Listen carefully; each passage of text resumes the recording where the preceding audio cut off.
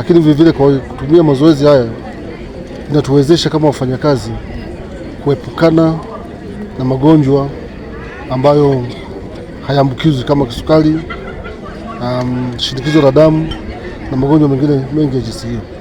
Kwa kufanya mazoezi inakuwa ni rahisi hata kuyashinda magonjwa kama haya.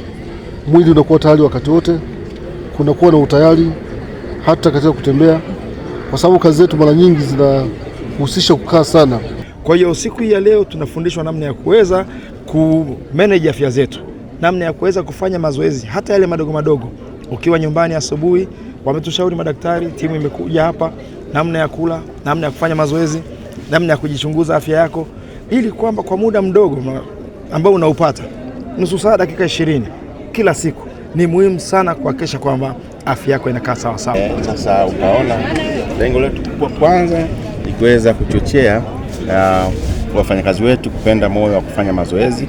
Ndio maana hapa leo tumeleta instructors ili waweze kutufanyisha mazoezi, na baada ya mazoezi hayo branch zetu wataunda vikundi vidogo vidogo, watakuwa wanafanya mazoezi katika maeneo yao ya kazi.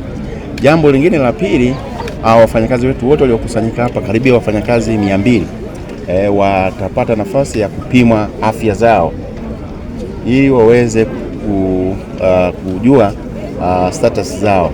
Na siku ya leo pia tumeweza kupata ushauri kutoka kwa wataalamu wa afya namna ya kuweza kuzijali afya zetu.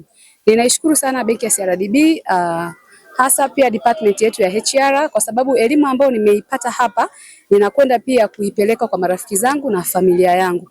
Kwa hiyo kwa elimu tu ambayo nimeipata leo na mazoezi niliyoyafanya na ushauri wa kiafya niliopata, manake hata familia yangu pia na jamii pia kwa ujumla inayonizunguka inafaidika vile vile na hiki ambacho tumekipata leo hapa.